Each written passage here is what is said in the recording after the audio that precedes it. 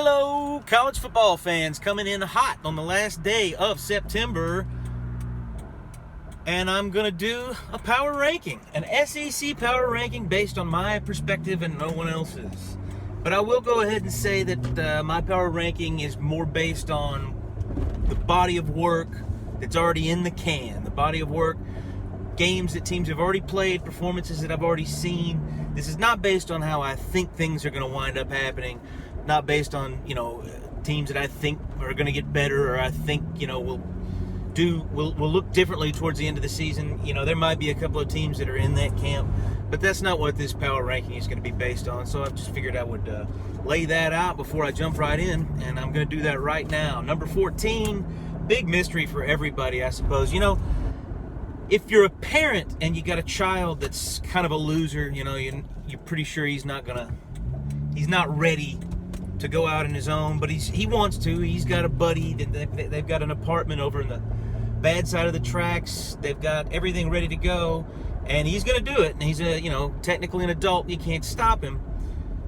But if you're a smart, caring parent, you might take him off to the side and say, son, before you go ahead and forward your mail to that address, maybe just give it a little while, see if it works out. And then we'll continue to get your mail, me and your mom here at the house. And that might be better for you. That's kind of how Vandy is. And their occupancy of the basement apartment in the Southeastern Conference. They may not always be there, but they don't forward their mail anywhere else. They go ahead and have the mail sent to the basement apartment because that's pretty much where they always are. And it's no different right now. I got Vandy. I know they got one win, which is already pretty impressive for especially a first-year coach at Vandy. But they've got some embarrassing losses that they're stacking up, and they'll continue to stack those up as the season goes on. They might manage to pull off a conference victory, and if they do, it will be against my number 13 team in the SEC power ranking, and that would be South Carolina. Looks pretty weak. Another first-year coach.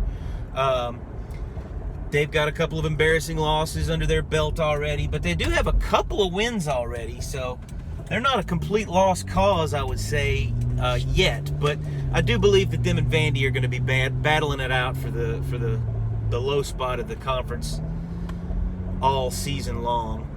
Coming in at number 12, I got Mississippi State. I didn't feel good about putting them this low because you all know that I feel like Mike Leach has still got something in the tank in his coaching career. He's definitely got the brains for it. We know that. He's definitely got the system and the football acumen, if you will, to coach a program and to coach a program to improvement. But he is also a big mystery, and so far the body of work he's got are a couple of dubious victories, a loss to Memphis, a loss to LSU, who I think is not all that much better, but that's where they are right now. I got Mississippi State at number 12, and we'll see about them. Number 11, I got the Tennessee Volunteers. First-year coach again, but they have righted the ship to this point. They look pretty good in a couple of games. I felt like that Pittsburgh game was definitely a harbinger of things to come for that team. Florida, that game went pretty much as anybody could have expected, and games going as expected is all you can ask for at Tennessee. As long as the game is not a complete disaster and a departure of what you thought it would be, that's all you can ask for with a first-year coach in a terrible situation right now up there on Rocky Top. So number 11, I got you, Tennessee Volunteers. We're moving on up, and we're still in the east side. Number 10, Missouri. They disappointed me up there at Chestnut Hill in Boston and at Boston College last week. I think they disappointed the entire conference, but like we mentioned before, that might be the best team in the ACC, and Missouri is definitely hanging around closer to the bottom of the SEC. So we'll see how they look going forward in this season. And at number 9, we have the Louisiana State Bengal Tigers. You know, I want to put them lower. They just look terrible. They look like a lost puppy. They cannot find their way back home. But the Gorilla is at LSU, and you can't forget that they're going to have talent down there. And talent is going to, you know, just kind of swirl in, kind of back into a victory here and there when you got that much talent. And he's still got LSU talent down there, but, you know. Like I said, though, this is about body of work, and so far their body of work, they've got a loss to UCLA. Who knows how good or bad that team is. They got a shaky victory in Starkville. But we'll see how they look going ahead. And coming in at number 8, we have the Texas A&M Aggies, who far and away have got to be the disappointment of the league right now. I mean, so much high expectations, but, you know, I call them the sleeping giant mockingly for a reason, because we hear it every year. We hear it every year about how they're just around the corner. Well, last year they might have been just around the corner, but now they've lost Kellen Mond, and I don't think any high level of success looks to me to be just around the corner for the sleeping giant and the Texas A&M Aggies. We will move forward.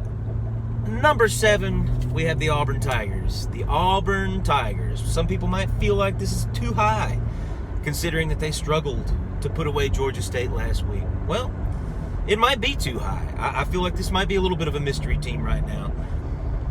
Are they having quarterback problems? Are they having a quarterback controversy? Is Bo Nix out? Is TJ Finley in? Do we not know yet? Well, we just don't know yet, I don't think. Bo Nix, I don't know. I don't know why he cannot seem to improve, why he looks worse now than he did when he was a freshman. Those questions I don't quite understand. I felt like maybe he had found his way earlier in the season, but last week, and even the week before that, to a certain extent, shows that he's at least stagnant. He's not really taking a huge step back, certainly not taking a significant step forward. So I've got them right in the middle right now. You know, they probably won't finish the season much higher than that, but they could finish the season much lower than that. So we'll keep a close eye on those Tigers across the way. Number 6, I got your Kentucky Wildcats. Another team that we don't know a whole lot about, but they seem to be holding form to what they've been the last few seasons. What they've been since Mark Stoops has been their head coach. Kind of looks like that's what you're going to get. You're going to get a Mark Stoops coached Kentucky team, which means they're going to play solid defense. They're going to play solidly on the offense. But the W's just might not accumulate the way it appears like they should. But they are still an undefeated team. And the jury's still out. They're going to have plenty of chances to impress everybody in the country later on in this season. And we're just going to have to see how it works out for them. Number 5, your Ole Miss Rebels. I don't know why I said your, because I don't know who I'm talking about. But it might be your Ole Miss Rebels, depending on who you are watching me right now. Whoever it is, thanks for watching. And if they are your Ole Miss Rebels, then you should be ecstatic right now. Ole Miss is in a better position than they've been probably ever since I've been watching football. I know people will go back to Hugh Freeze, and Hugh Freeze definitely had the 2 straight wins over Alabama, which was astounding. But, you know, he got in trouble before we were able to get too excited, and it seems to me like Luke Bryan sort of held the reins for a little while, and now Lane Kiffin has come in and is being able, or at least given an opportunity to see if he can move what Hugh Freeze started to an even higher level. And we all know he's going to get that chance this week coming up.